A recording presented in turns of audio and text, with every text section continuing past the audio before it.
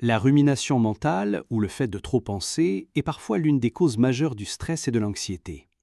Elle vous vole votre paix et votre joie, et peut même aller jusqu'à vous empêcher de vivre la vie que Dieu a prévue pour vous.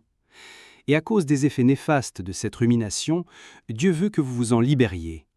Son plus cher désir est que vous profitiez chaque jour de ses bienfaits, que vous baigniez dans sa paix et sa joie.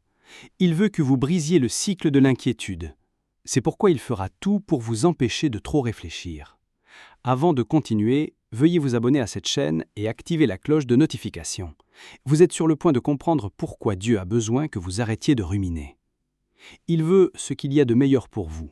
Alors assurez-vous de suivre cette vidéo jusqu'à la fin. Et nous ferons aussi quelques prières ensemble avant la fin. Dans notre génération actuelle, il est facile de tomber dans le piège de la suranalyse et de la volonté de tout contrôler. La vérité, c'est que peu importe vos efforts pour n'y penser, lorsque les défis surviennent, vous devrez réfléchir à des moyens d'améliorer les choses. Mais le problème apparaît lorsque vous ruminez constamment le passé et vous inquiétez de l'avenir, alors que vous pourriez simplement les remettre à Dieu. La Bible, dans Matthieu 6, versets 30 à 34, dit « Si Dieu a bien ainsi l'herbe des champs, qui existe aujourd'hui et qui demain sera jetée au feu, ne vous habillera-t-il pas à bien plus forte raison, gens de peu de foi ?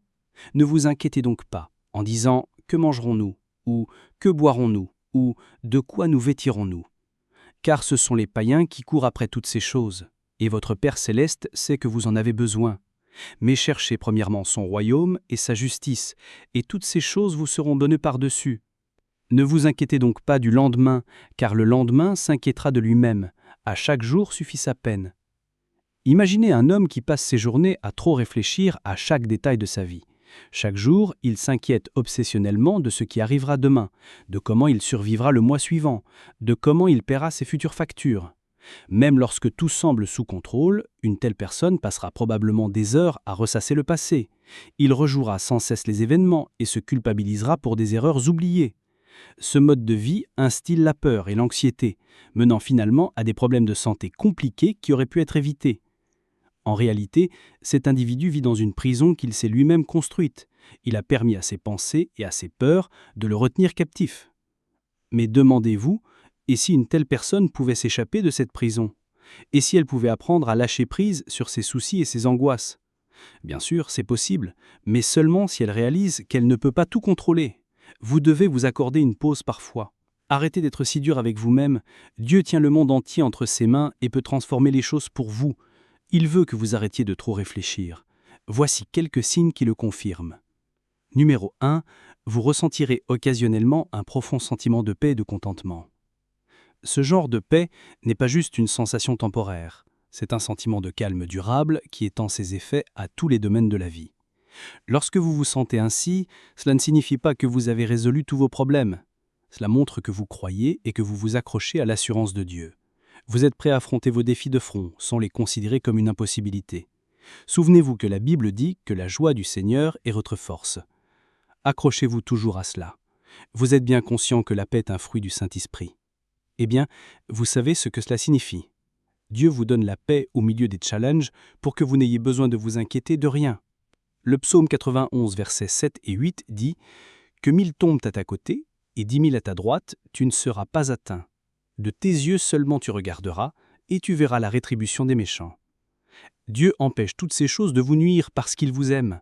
Vous ne comprenez pas que la rumination ne résout aucun problème, au contraire, elle l'amplifie.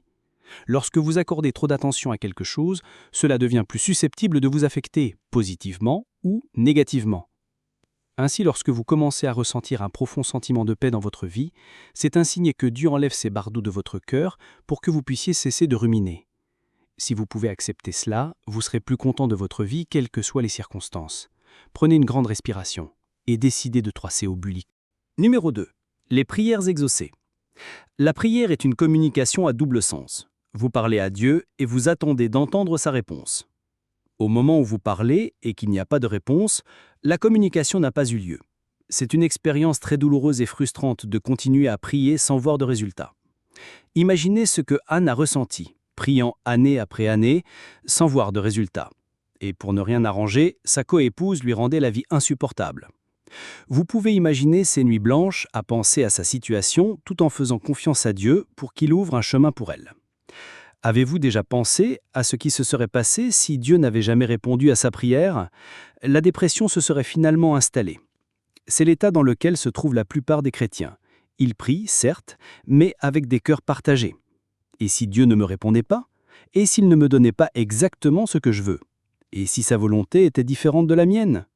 Ils ont de nombreux « et si » dans leur esprit, voilant leur confiance en Dieu. Mais dans la plupart des cas, cela n'empêche pas Dieu de répondre quand il le souhaite.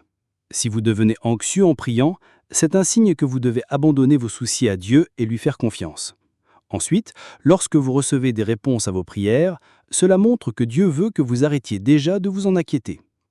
Numéro 3. Les confirmations divines. Les confirmations divines sont aussi la manière de Dieu de vous faire savoir qu'il est grand temps que vous arrêtiez de trop penser. C'est un moyen de détourner votre esprit de ces défis accablants pour fixer votre regard sur celui qui peut tout faire. Lorsque vous recevez ces confirmations, sachez simplement que Dieu vous rassure sur le fait que vous êtes sur la bonne voie. Ces confirmations peuvent prendre différentes formes et venir de diverses directions. Cela pourrait être à travers les Écritures et les messages des prédicateurs de l'Évangile. Vous pourriez aussi lire un passage des Écritures qui parle à votre situation ou recevoir un mot d'encouragement d'un ami. Ce sont toutes des manières par lesquelles Dieu confirme son implication dans votre vie. Lorsque vous recevez ces confirmations divines, il est important d'agir en conséquence. Ne restez pas simplement assis à attendre que quelque chose se passe. Au lieu de cela, faites des pas de foi et ayez confiance que Dieu est aux commandes. Cela vous donne un profond sentiment de paix et d'assurance. Cette assurance, que Dieu vous guide et que vous pouvez lui faire confiance. Si vous êtes incertain au sujet d'une situation, restez tranquille et écoutez la direction de Dieu. Numéro 4. Une conscience accrue de sa présence. Lorsque vous devenez plus conscient de la présence de Dieu dans votre vie, c'est une autre indication. Mais la plupart du temps, vous ne le remarquez pas parce que votre esprit est ailleurs. Être en présence de Dieu est un privilège que beaucoup de gens n'ont pas, et pourtant d'autres en abusent continuellement. Dieu veut que vous l'impliquiez toujours dans vos processus de prise de décision. Il veut savoir et faire partie de ce qui se passe dans votre vie. Mais la plupart du temps, la rumination remplit cet espace. Vous pourriez être si distrait que vous ne remarquerez pas ces douces impulsions. Néanmoins, Dieu vous aime trop pour abandonner si facilement. C'est pourquoi il continue d'insister. Il continue de laisser ses bras ouverts pour vous. Il sait que vous essayez, oui, mais tant que vous ne permettrez pas à son murmure de guider vos pas et vos décisions, la rumination ne vous quittera pas. Peu importe à quel point vous pourriez être submergé, essayez de rester spirituellement connecté. Vous ne pouvez pas vous permettre de manquer la présence de Dieu. Avez-vous déjà été si troublé et inquiet à propos de quelque chose qu'il semblait n'y avoir aucune voix? Puis vous êtes allé voir votre Père, vous lui avez ouvert votre cœur, et il vous a serré chaleureusement dans ses bras en disant « Ne t'inquiète pas mon enfant, tu peux compter sur moi, je vais t'aider à résoudre ce problème. » Comment vous êtes-vous senti à ce moment-là? Vous auriez même envie de verser une larme et sourire ensuite. Ça, c'est votre Père terrestre. Imaginez alors Dieu, celui qui peut faire absolument tout. La présence de Dieu brisera chaque joug d'anxiété et de rumination dans votre vie aujourd'hui. Ce sont là quelques-unes des façons dont Dieu vous communique d'arrêter de vous inquiéter et de trop penser. Mais vous pourriez être tenté de demander « Pourquoi ?» En toute honnêteté, pourquoi Dieu voudrait-il que vous arrêtiez de vous inquiéter alors que les choses ne vont pas si bien pour vous? Eh bien, relaxez-vous et écoutez. Voici quelques raisons. Numéro 1. Il vous aime tellement et ne veut pas vous voir vous inquiéter inutilement. L'inquiétude vient d'une compréhension limitée de l'amour de Dieu pour vous et pour l'humanité. Lorsque vous vous inquiétez et ruminez, vous remettez indirectement en question l'amour de Dieu pour vous. Rappelez-vous, il est le créateur de l'univers et son amour pour vous est au-delà de toute compréhension. Lui confier vos soucis montre votre foi en sa capacité à faire concourir toute chose à votre bien, même lorsque vous ne pouvez pas voir l'ensemble du tableau. Matthieu 6, 26 dit « Regardez les oiseaux du ciel. Ils ne sèment ni ne moissonnent, et ils n'amassent rien dans des greniers. Et votre Père céleste les nourrit. Ne valez-vous pas beaucoup plus qu'eux ?» C'est une assurance chaleureuse venant d'un cœur d'amour pur. Et tant que vous ne reconnaîtrez pas que la nature bienveillante de Dieu est bien plus grande que n'importe quelle inquiétude, vous continuerez à vous vautrer dans la douleur et la frustration. Rappelez-vous que la Bible dit qu'il n'y a pas de crainte dans l'amour. Quand vous savez et acceptez que Dieu vous aime, toute inquiétude dans votre cœur fondra et la peur de l'avenir ne demeurera plus en vous. C'est pourquoi vous devez avoir confiance que Dieu veut votre bien et ne vous abandonnera jamais. Cela ne signifie pas que vous n'aurez plus jamais de raison de vous inquiéter, mais l'assurance est que Dieu vous aime, il est avec vous. Numéro 2. Il veut construire votre foi. L'inquiétude draine votre énergie et vous enlève votre joie. Mais rappelez-vous que Dieu veut que vous viviez une vie d'abondance, pas une vie qui manque de joie. Maintenant écoutez, le diable vient pour tuer, voler et détruire. C'est lui qui s'assure que vous continuez à vous inquiéter pour que vous n'ayez pas la paix de l'esprit.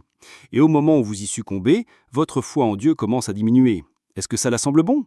Bien sûr que non. L'inquiétude a une façon d'entraver votre croissance spirituelle et votre dépendance à l'égard de Dieu. Imaginez que vous ayez un enfant qui doute constamment de votre capacité à subvenir à ses besoins, même lorsque vous en êtes capable. Comment vous sentiriez-vous? Bien sûr, aucun parent ne veut se retrouver dans une telle situation. Alors pourquoi doutez-vous de votre Père céleste? Il vous fait signe de courir vers lui chaque fois que vous vous sentez accablé. Lorsque vous vous sentez submergé par les fardeaux de la vie et que vous n'avez nulle part où aller, tournez-vous vers Dieu. Ce moment où vous vous présentez devant lui avec humilité montre votre foi en lui. Qu'est-ce qui, selon vous, a fait que Anne persévère en présence de Dieu pendant des années, même s'il semblait silencieux? C'est la foi. Vous ne le réalisez peut-être pas, mais plus vous faites confiance à Dieu au milieu de vos luttes, plus votre foi en lui se renforce et se développe. Si vous faites confiance à sa providence et à sa direction, vous ferez l'expérience de sa paix surnaturelle. Numéro 3. Dieu veut que vous accomplissiez votre destinée. Mais si vous ne faites pas attention, l'inquiétude et l'anxiété peuvent compromettre cela. À quelle fréquence méditez-vous sur le passage des Écritures qui parle d'aimer Dieu et de garder ses commandements? La rumination est une distraction qui essaye de vous empêcher d'embrasser votre appel divin. C'est pourquoi Dieu a besoin que vous lâchiez prise et que vous vous concentriez sur l'accomplissement de son dessein pour votre vie. Lorsque vous déplacez votre esprit de l'inquiétude au service, vous avez plus de chances de vivre une vie victorieuse et vous créez de l'espace pour la grâce remarquable de Dieu dans votre vie. 2 Corinthiens 12,9 dit « Mais il m'a dit, ma grâce te suffit, car ma puissance s'accomplit dans la faiblesse. Je me glorifierai donc bien plus volontiers de mes faiblesses, afin que la puissance de Christ repose sur moi. Vous n'avez pas à être parfait ou avoir tout compris pour recevoir sa grâce. La grâce couvre votre impuissance. Quand vous sentez que vous n'êtes pas à la hauteur, c'est le moment idéal pour que Dieu vous donne la force. Votre temps d'épreuve est une plateforme parfaite pour que Dieu manifeste sa faveur. » Accrochez-vous toujours aux paroles des Écritures et rejetez vos soucis sur Dieu. Son amour pour vous ne connaît pas de limite. Même lorsque vous avez 1000 raisons de vous inquiéter, Dieu vous appelle à vous élever au-dessus de ces circonstances et à embrasser une vie de foi et de confiance. Lâchez la rumination et l'inquiétude. Écoutez, Dieu désire que vous viviez une vie sans soucis. Il veut que vous vous souveniez toujours qu'il est avec vous à chaque étape du chemin, vous nourrissant et prenant soin de vous. C'est pourquoi, pour chaque jour, vous avez un « ne crains pas » écrit pour vous dans la Bible. Vous devez cultiver un esprit de confiance et d'obéissance à chaque instruction que Dieu vous donne. Laissez son amour et sa grâce transformer votre vie.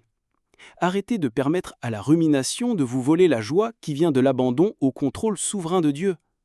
Alors que vous vous efforcez de surmonter les tendances à la rumination, souvenez-vous que Dieu vous aime. Père céleste bien-aimé, ton enfant est de nouveau ici aujourd'hui avec un cœur reconnaissant et un esprit ardent. Je cherche ta direction et ta sagesse avec un cœur sincère. J'ai confiance en ta lumière et ta vérité infinie, car tu es la source de toute miséricorde. Je suis reconnaissant pour ta grâce merveilleuse, pour ta provision divine et ta protection sur ma vie et ma famille. Merci pour les choses que tu fais et que tu feras. J'élève ton nom au-dessus de tout autre nom. Seigneur, je t'abandonne mes pensées tumultueuses. S'il te plaît, accorde-moi la paix de l'esprit et la sérénité que je cherche. Aide-moi à lâcher les soucis inutiles et à trouver le repos en ta présence. Guide mes pensées et aide-moi à différencier la pensée productive de la suranalyse. Accorde-moi la sagesse de me concentrer sur ce qui compte vraiment. Seigneur, je place ma confiance en toi. Je renonce à mon besoin de tout contrôler. Aide-moi à avoir la foi que tout s'arrangera pour le mieux. Aide-moi à déplacer mon attention des pensées négatives vers la gratitude. Rappelle-moi de toutes les bonnes choses qui m'entourent. Je reconnais que les prières seules ne peuvent pas éliminer instantanément la rumination, mais elles peuvent apporter du réconfort. Je te reconnais comme le maître de ma vie. S'il te plaît, parle-moi et guide-moi sur le droit chemin. Aide-moi à discerner ta voix et à savoir quand tu veux que j'arrête de trop penser. Seigneur, tu connais les luttes auxquelles je fais face chaque jour, le combat constant pour prendre des décisions et le questionnement incessant de chaque pas que je fais. Je reconnais que j'ai peur de faire des erreurs, alors je m'inquiète souvent. Mais je reconnais aussi que tu ne m'as pas créé pour être prisonnier de mes pensées. Tu m'as dessiné pour vivre une vie sans tracas. Aujourd'hui, tu m'as rappelé que la rumination mène à la dépression et qu'elle m'empêchera d'embrasser le magnifique voyage que tu as préparé pour moi. S'il te plaît, Seigneur, aide-moi à ne jamais oublier ton amour et tes soins. Tu m'aimes tellement que tu ne veux pas me voir souffrir. Je révère ton nom pour toujours. S'il te plaît, enlève tout esprit de doute de ma vie. Quand l'ennemi essaye d'obscurcir mon cœur par la peur et l'anxiété, rappelle-moi que tu es avec moi. Rappelle-moi, Père, que ta grâce est toujours suffisante et qu'elle devient parfaite dans ma faiblesse.